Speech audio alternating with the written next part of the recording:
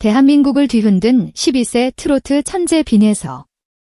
그녀가 미스트롯 3분 무대 위에서 보여준 완벽한 모습 뒤에 모든 것을 내려놓고 가요계를 떠나려 했던 충격적인 밤이 있었다는 사실을 본지가 단독으로 확인했다.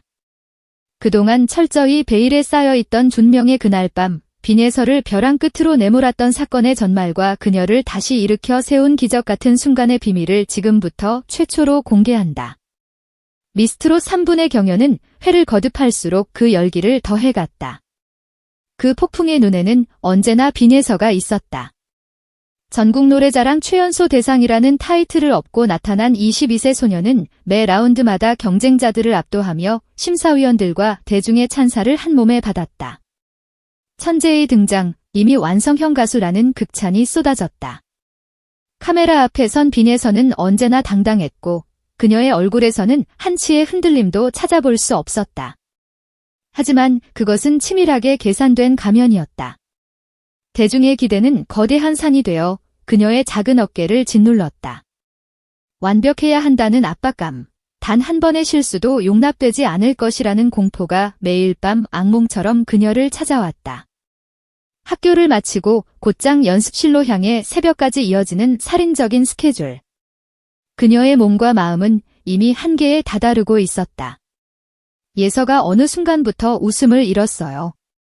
무대에서는 프로처럼 행동했지만 연습실에 혼자 있을 때는 멍하니 벽만 바라볼 때가 많았죠. 당시 상황을 지켜본 한 관계자는 본지와의 인터뷰에서 조심스럽게 입을 열었다. 그녀의 완벽한 무대 뒤에서 거대한 균열이 소리 없이 벌어지고 있었다. 그리고 마침내 누구도 예상치 못했던 운명의 밤이 찾아왔다. 문제의 그날은 다음 경연을 불과 며칠 앞둔 늦은 밤이었다. 그날따라 빈에서는 유독 컨디션이 좋지 않았다. 감기 기운으로 목은 잠겨 있었고 온몸은 납덩이처럼 무거웠다. 하지만 그녀는 연습을 멈출 수 없었다. 이번 경연곡은 그녀에게 있어 가장 중요한 승부수였기 때문이다.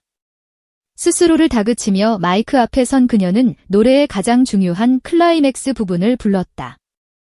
그러나 목에서 터져나온 것은 아름다운 고음이 아닌 찢어지는 듯한 쇳소리였다. 순간 연습실의 공기가 얼어붙었다. 다시 한번 또다시 시도했지만 결과는 같았다. 그녀의 가장 큰 무기였던 목소리가 그녀를 배신한 것이다.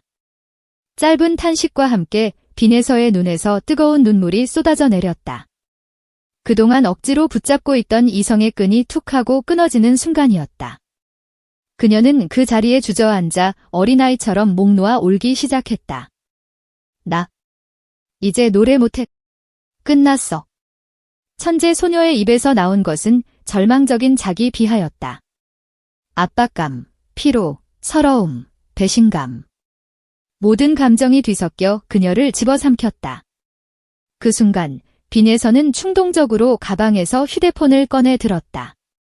떨리는 손으로 단축번호 한 번 엄마를 눌렀다.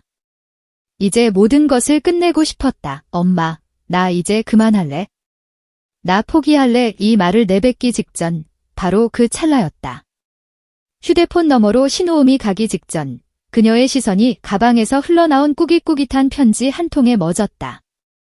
얼마 전 팬에게 받은 수많은 편지 중 하나였다. 왜였을까? 홀린 듯 그녀는 통화 버튼 대신 편지 봉투를 찢었다. 또박또박 눌러 쓴 어린아이의 글씨체였다. 안녕하세요. 저는 12살 오오이예요. 저는 학교에서 친구가 없어서 매일 혼자 밥을 먹어요. 너무 힘들어서 학교 가기가 싫었는데 TV에서 언니가 노래하는 걸 봤어요. 작은 언니가 무대에서 그렇게 힘차게 노래하는 모습을 보니까 저도 용기가 생겼어요. 언니 노래를 들으면 저도 뭐든지 할 수 있을 것 같아요. 고마워요. 저도 언니처럼 멋진 사람이 될래요? 편지를 읽어내려가는 빈에서의 눈에서 다시 한번 눈물이 흘렀다. 하지만 이번 눈물은 절망의 눈물이 아니었다. 그것은 구원의 눈물, 그리고 깨달음의 눈물이었다. 아, 내가 노래하는 이유. 단순히 1등을 하기 위해서가 아니었구나. 자신이 겪는 고통이 세상에서 가장 크다고 생각했지만 자신의 노래가 누군가에게는 살아갈 용기가 되고 있다는 사실. 그 충격적인 깨달음은 그녀의 마음을 송두리째 흔들었다. 그녀는 조용히 휴대폰을 내려놓았다. 그리고 거울 앞에 섰다. 거울 속에는 눈물범벅이 된 12세 소녀가 서 있었다. 하지만 그 눈빛은 이전과 달랐다. 더 이상 두려움에 떠는 패배자의 눈빛이 아니었다. 며칠 뒤 경연 무대에 선 빈에서는 어딘가 달라져 있었다. 이전의 완벽하고 기계적인 모습 대신 그늘과 깊이가 드리워져 있었다. 그리고 마침내 반주가 시작되고 그녀의 입에서 첫 소절이 흘러나오는 순간 심사위원들과 관객들은 숨을 삼켰다. 그녀의 목소리에는 그날 밤 겪었던 절망과 고통, 그리고 그것을 이겨낸 희망의 이야기가 고스란히 담겨 있었다. 그것은 기술을 넘어선 영혼으로 부르는 노래였다. 노래가 끝나자 장내에는 잠시 정적이 흘렀다. 이윽고 우레와 같은 박수와 환호가 쏟아져 나왔다. 몇몇 심사위원은 눈물을 훔치고 있었다. 오늘 빈에서 양은 노래를 부른 게 아닙니다.